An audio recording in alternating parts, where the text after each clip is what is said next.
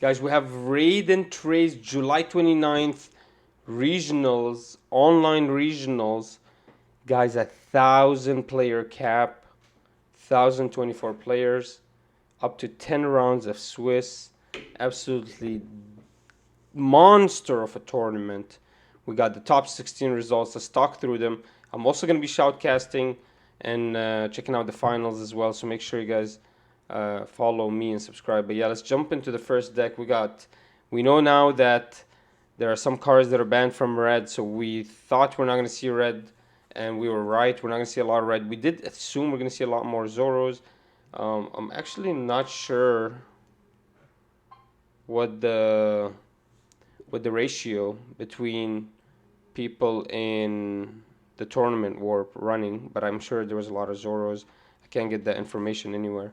But yeah, guys, let's jump into the first deck. We got Kid here by 𝐒𝐍𝐍𝐄𝐓, and these guys are Swedish, so pardon their English. Anyways, so we got Kid here. Interesting deck. It's a film Kid, obviously, with the Usopp at 3, Nami at 4, Brook at 2. We got Zoro and Frankie. Frankie's probably the MVP in this deck. I'm surprised there's only 2 Brooks. I guess there's not a lot of targets here besides the Usopp and the Nami, which makes kind of some sense. Obviously, the Luffy at 4. And so we're really running some film deck strategy, and it's pushing it to the limit with the Tony Chopper as well. We're running only 2 of the Bonnies, I guess, to find some of these Supernovas. Maybe there was not enough room for any more. We wanted some more defensive counter ability, and we got it. I mean, we have a lot of defense here. We have some strong offense. Kid is a monster by himself, supported with a big field, played naturally with Nami, picking up more cards, Brook playing cards for free, Frankie being your monster that if you could play off of... if you could play and keep on the board turn 3, you're strong. And then obviously Luffy is going to try to push Brook out or the Zoro. And Brook is going to try to push out the Usopp or the Nami. And that's how the, the cycle moves on. But yeah, guys, interesting deck. It looks like it's working. Guys, if you want to try Kid, this is a good place to start. Get some inspiration. Let's move on to number 2. This is an ace deck. Amazing. He probably got some advice from the video we did with the top 16 ace player from the PPG tournament. But yeah, guys, 4 Flame Emperor, really strong card, only usable by ace. We're gonna see a lot of events in this deck, probably about up to 16, maybe. Let's see, 4 4 4 4, so that's already 16, and then 3, so almost 20. Right at 19, we got Crossfire here, slow down some opponents, give up to one of your opponent's characters minus 4k. We got Whitebeard Pirates to get some cards up, and Seaquake. So we are still running the Whitebeard package, only running 1 Marco in this deck. Looks like it made its mark in that deck. And we're actually running 3 of the vanilla. Really cool here to get some cheap things out turn 2. That's something the ace actually struggles with the early game. He really doesn't have anything to push out for the first couple of turns that's of value to him, because Izer's gonna need Dawn to attack, and Buggy's the same way. They do get him cards, but they usually never attack. So it's nice to get this off turn 2 and start pushing already, forcing opponent to attack into it. Really nice, amazing deck. Guys, get some inspiration. Haruta here at 4, so it's a big must in this deck. Looks like his early game was pretty hurting pretty bad, and so he fixed it with Haruta and the Namule, guys. Pretty nice deck to see. Let's move on to number 14. I guess these guys are all top 16, but this is the 14th deck here. We got Charlotte Linlin, Shira, Shushi. So it looks like Linlin's still a competitor. Her ability gives her, if your life is 2 or less, you may place up to 1 card from your hand to the top of your life. So she gets free life when attacking. Basically what happens, she gets a card to her hand, and then you add a card to your life. So she gets free cards to her hand when attacking. As long as she's 2 or less life, she'll gain that life back. So it's a free engine. So it looks like this engine will work. You don't need the aggressiveness of the Katakuri. running the same basic engine, exactly the same yellow engine for any category.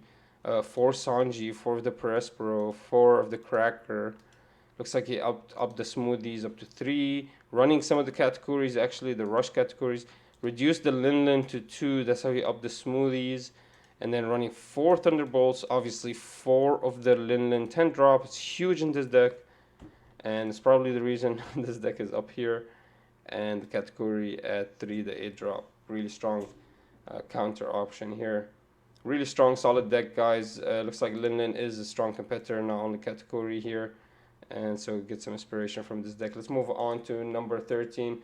We have this Doflamingo by David K here. Elvida. Looks like it's a normal Doflamingo with a bunch of these promo Genbeis that can actually do work when they die, making it kind of hell playing against this deck because he plays them for free as long as he can figure out the top of his deck with Perona or the Doflamingo. So he has a lot of options here to draw. Pretty strong deck. This is basically the same deck we've seen top before. The same kind of ratios at 4 Dracul Mihawk, 3000 Swirls. We do see this only at 3 instead of the 4. Really strong event. Also the Love Beam, really strong late game counter here for Doflamingo. Late game his hands get really low really fast. He has no resources to gain them besides maybe a Boa Hancock activating and not dying once. But yeah, Bartholomew Kuma looks like here is a real strategy also. Basically trying to get as much characters out on the field without having to pay for them. And just trying to push into the opponent and get some aggression off. And then slowing down or getting rid of big threats with the Dracul.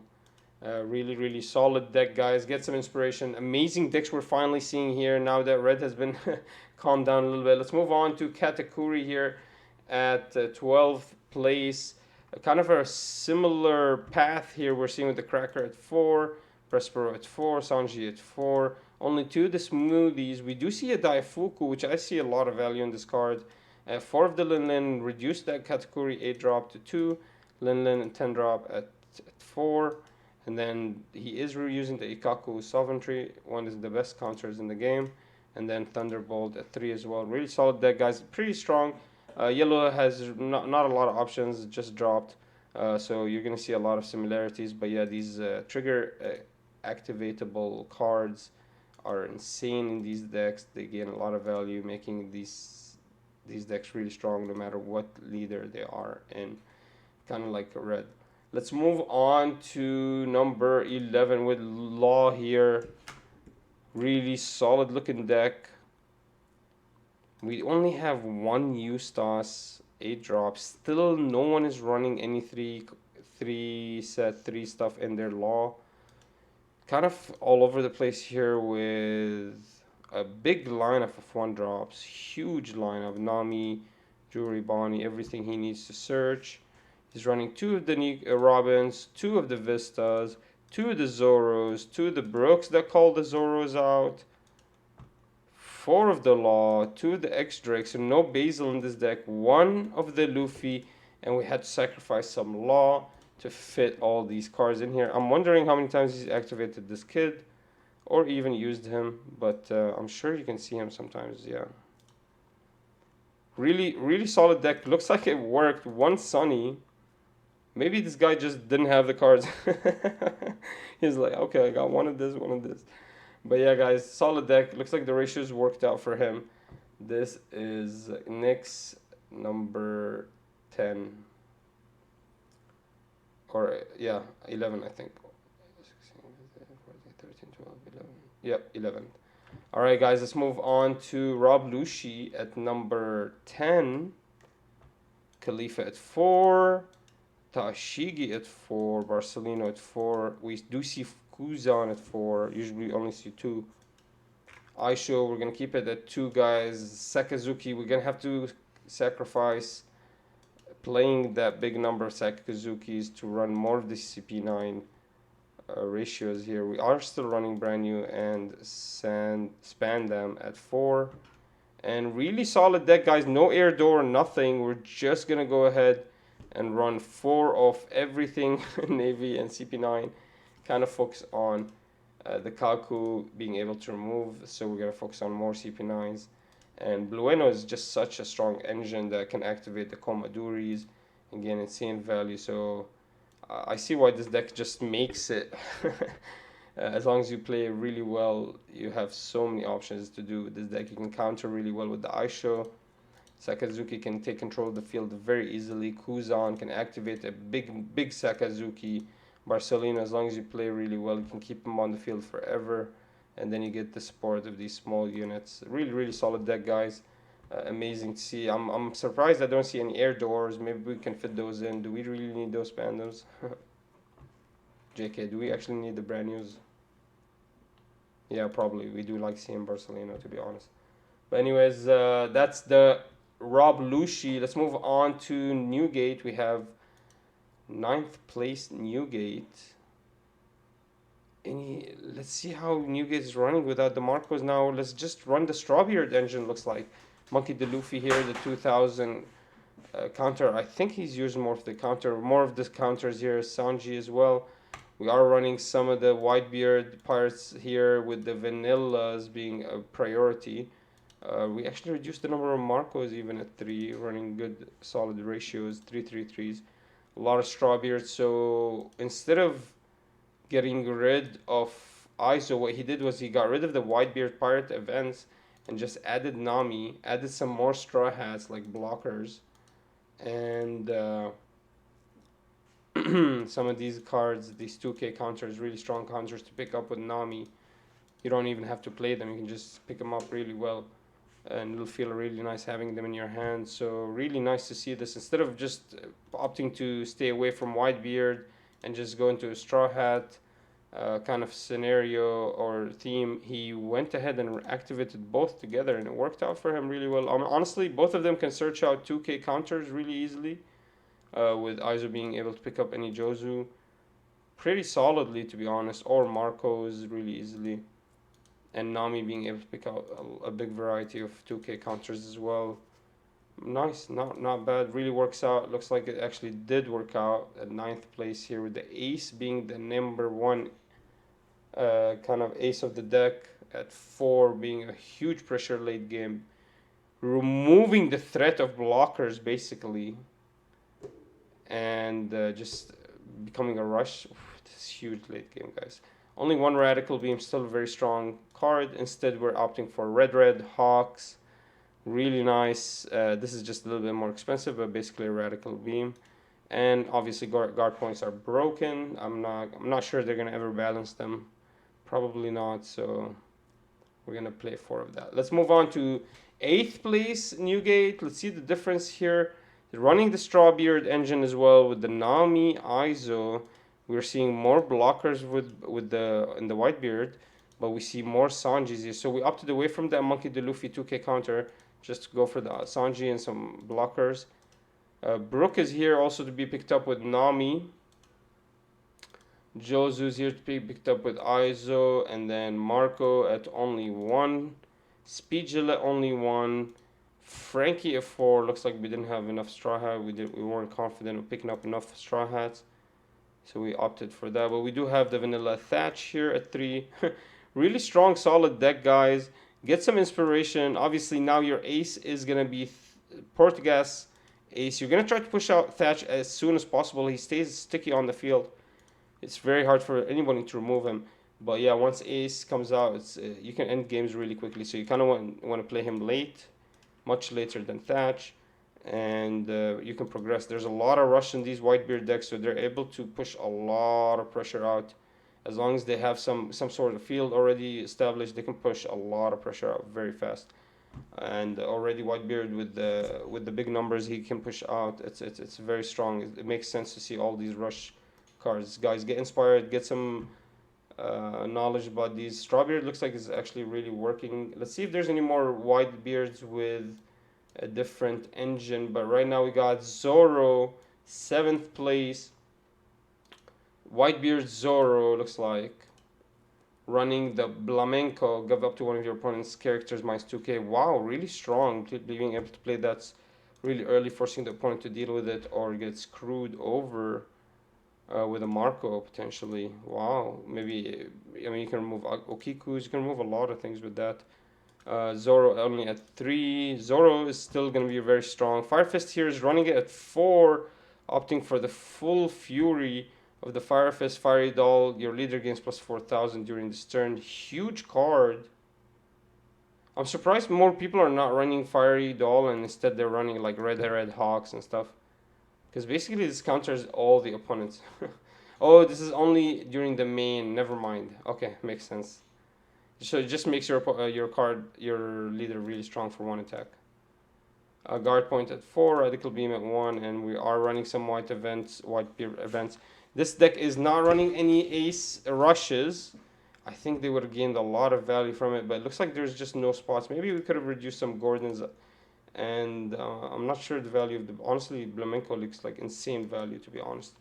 So it makes sense to not be able to put any aces in here. But yeah, guys, worked out. That's 7th place. What is that? 6th place Zoro. Let's go to, or 7th place Zoro. Let's go to 5th place, 6th place Law. I can't even read anymore or speak. Okay, guys, Law here is running the same kind of build, less focus on the one cost. Curly the Dawn, obviously at 4. We are running Robin. We are running the Brooks, and we are gonna run 4 Zoros. So we're gonna go full up on those. Brooks is gonna try to push out as many Zoros as possible, gain a big field as fast as possible. Honestly, Brooke can push out Robin or Zoro. That's insane value. If he can do that turn 2, I mean, that's huge. It's forcing the opponent to deal with it. I mean, Zoro is a little bit easier to deal with, but Robin, if Robin is pushed out with the Brooke, oh my god, that's kind of scary, guys. But yeah, one Luffy, just in case he needs more rush. And then 4 of the Law, 4 of the other Law. Really straightforward. And only 1 Radical Beam. No guard point, nothing. Just, although he could have reduced some of these Brooks for guard points. But yeah. Looks like this deck is worked out. It looks like very studied, very well thought out. So, I mean, it's going to be a very solid deck, guys. If I might try this. Still no set 3 cards in this lot. Let's move on to 5th place Zoro. Running Magras here. Still Fire Fist at 3. We're running White Beers. We are running the 9 drop. We are gonna run the Teach. So people are not really affected by the restriction at all. They're still running the same engine, running the same cards. They're kind of just opting away from Marco, adding maybe some Zoros instead. But it's basically the same exact Zoro, just with, I guess, 1 Radical Beam instead of the 4, and then 3 Zoros instead of the 4 Marcos. So really, it's not affecting it that hard, guys. This is 5th place Zoro, guys. So anyone complaining about the restriction, I don't think there's any real reason to be complaining. Honestly, it's opening up much big variety of decks to show up, man. It's actually really nice to see. We got Lin here at top 4. Let's see the difference in this deck. Oh, this one is running Opera, so Opera might be the actual superior strategy here. Being able to push out this card early, or category early turn 2. I mean, sticky. That's sticky, guys. 6k is very hard to remove. Linden only at 1. I'm surprised he even ran that. Katakuri here at 3. I would have rather just ran 4 Katakuri. And then 4 of the Lin. Nice. Thunderbolt, super strong. I haven't seen a single yellow deck that's not running Thunderbolt. I thought there's no value in it, but honestly, it activates your Cracker. There's a lot of things you can gain from it, like removing a blocker. It also can be activatable in the life, so that's insane value there. And besides that, worst case scenario, you can discard it when you play something like the Cracker from the trigger zone. Anyways, guys, that's the Lin yellow. Let's move on to 3rd place Zoro. Straightforward, no Magra, just Gordon at 4, Vista at 4, Jozu at 2, even though we can search him, we're not going to run too much because we want to make room for Zoros, some Jet Pistols, no Fiery Fist, but we are running Red Hawk at 3, Radical at 1, Guard Point at 4, and Whitebeard Pirates event at 3. So this guy opted away from doing any Strawbeard. Zoro just kept that same strong Zoro that can clear out fields early, gain his advantage by having a bigger field, and start pumping out some damage early on with that plus 1k to everyone. Wow, that's really nice to see that this Zoro is still making it. Jet Pistol too. Obviously, guys, as you can see, he's controlling the field really well with all these cards that he is running. Huge focus on removing cards with 4 Marco, 4 Vista, 4 of the Gordon. Yeah, that's insane. But yeah, guys, Zoro, Control Zoro at 3rd place by Raphael. Let's move on. 2nd place, Luca, Whitebeard. Obviously, this is the Strawbeard. Fusa at 4, Sanji at 4. Only 2 of the Monkey Luffy. I'm suspecting these guys are literally there just for the 2k. You could activate Sanji, push him out early. If you can push him out turn 1, that's huge. I would activate him immediately, but I doubt that's really something I would rely on. But yeah, guys, Jozu here at 3, Speedgel at 2, Frankie, so we can pick more things up with the Nami, 3 Marco, Luffy at 2, 3 Ace, 3 Thatch, huge, man. There's so much Whitebeard and Straw Hat here. Only 1 Radical Beam and 4 Guard Point, nothing else. Just running straight character offense. Turn 1, pushing out some of these guys, some of these smaller guys, picking up whatever he needs. Turn 2, trying to push out potentially a Sanji. Probably not going to work. Maybe if he's going 2nd, it would be better because he has a lot more options here. And then turn 3, obviously the Marco, and then or Thatch. And then, man, from there we just have full control of the field. Huge characters on the field. Already two vanillas down. So when we drop Ace, it's just gonna be huge. But yeah, guys, that's 2nd place. Moving on to Law. 1st place, Law. No set 3 cards. Don't even buy set 3. Just play Law. It's cheaper for you. People complaining about Zoro. It's better than buying a whole bunch of boxes. And just play Law. You don't need any set 3 cards. So we got, it's a pretty solid Law. I mean, Vista or Robin, whatever you like, you could play. It's just gonna affect that searcher. So people opt away from the Vista because it's unsearchable. But to be honest with you, I think there's more value from the Vista than the Robin. So then again, the Robin is at 4k. This is not a Zoro deck, so I think there's also more value there. But yeah, guys, you guys make that decision for yourself. Also, Brooke can play the Robin, so maybe that's better than running the Vista. So you get your pick there. But yeah, basically besides that, it's pretty solid. Looks like everyone's running at least 2 Brooks here. The 4-cost Brook that can push out a Zoro, since it just adds a lot of value. You don't have to push out Zoro. You can push out anything. Basically, you have a lot of Straw Hat stuff in your deck. And then you run the 4/4 Laws, and then maybe 1 Luffy if you want to, just in case. Towards the late game, when you pull him, it's going to be really nice to end games with him if you get him in life or something. Yeah, guys, that's it. Ivan wins 1st place. Those are all the decks we got for you guys. I'm going to try to shoutcast the finals. Make sure you subscribe, like, and follow. I love you.